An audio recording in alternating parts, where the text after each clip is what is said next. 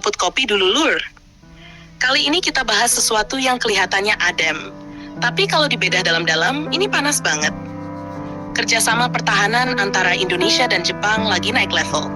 Tapi yang bikin menarik bukan cuma kesepakatannya, melainkan bagaimana cara mereka melakukannya. Diam-diam, tanpa konferensi pers besar, dan minim detail ke publik.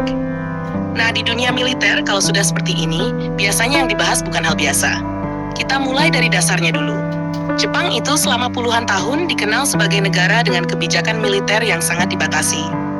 Setelah Perang Dunia Kedua, mereka menghindari ekspor senjata dan fokus ke pertahanan dalam negeri. Tapi sekarang situasinya berubah. Jepang mulai membuka keran ekspor alutsista. Bukan sepenuhnya bebas, tapi cukup untuk membuat mereka jadi pemain baru di pasar global. Dan Indonesia jadi salah satu partner yang dilirik. Dalam pertemuan antara Menteri Pertahanan Indonesia Shafri Syamsuddin dan Menteri Pertahanan Jepang Shinjiro Koizumi, kedua negara sepakat memperkuat kerjasama industri pertahanan, pelatihan, dan teknologi. Tapi yang bikin penasaran, kenapa tidak ada konferensi pers besar? Kenapa pembahasannya cenderung tertutup? Jawabannya simpel, karena kemungkinan besar yang dibahas sudah masuk level sensitif. Di dunia pertahanan, semakin tertutup suatu pertemuan, biasanya semakin dalam juga isi pembahasannya. Bukan lagi soal beli barang jadi, tapi soal teknologi, soal sistem, dan soal masa depan kekuatan militer. Sekarang kita masuk ke bagian yang paling penting. Apakah Jepang benar-benar bisa menjual senjata mematikan ke Indonesia? Jawabannya tidak sesederhana itu. Jepang masih punya banyak batasan, baik dari hukum domestik maupun faktor politik global. Mereka juga harus mempertimbangkan hubungan dengan sekutu utamanya seperti Amerika Serikat. Jadi tidak mungkin Jepang langsung jual bebas senjata mematikan. Tapi disinilah strategi mulai dimainkan. Kalau ekspor langsung dibatasi, maka jalur yang paling realistis adalah kerjasama industri. Artinya bukan sekadar beli, tapi produksi bersama. Teknologi ditransfer, sistem dikembangkan bareng, dan hasilnya bisa diproduksi di Indonesia.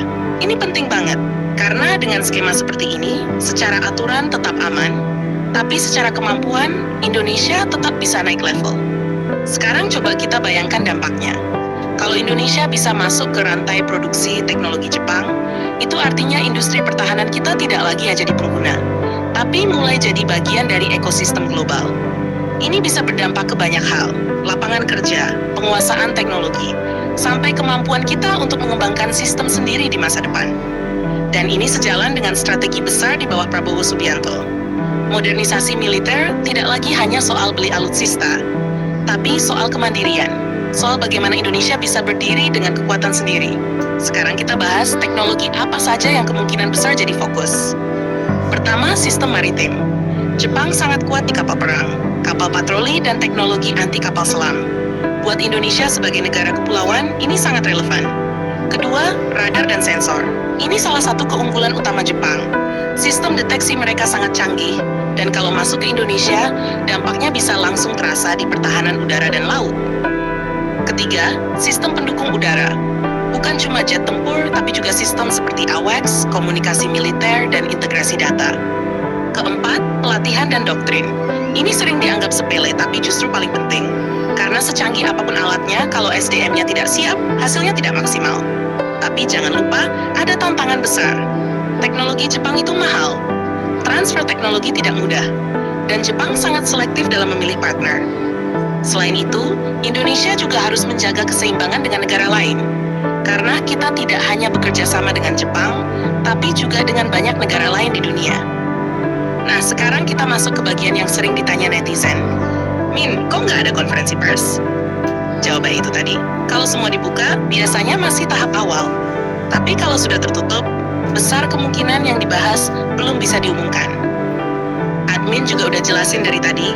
Tapi kalau masih penasaran, jujur aja Lur, admin juga nggak dikasih bocoran dapurnya, tanya langsung aja sama menhannya, siapa tahu dijawab kok.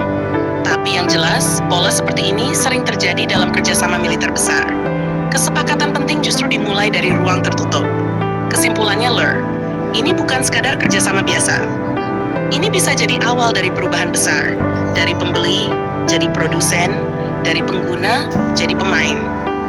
Dan kalau Indonesia bisa memanfaatkan peluang ini dengan benar, kerjasama dengan Jepang bisa jadi salah satu langkah paling strategis membangun kekuatan militer Indonesia ke level berikutnya.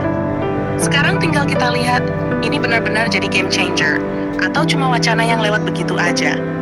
Jangan lupa subscribe, like, dan komen di bawah sambil ngopi.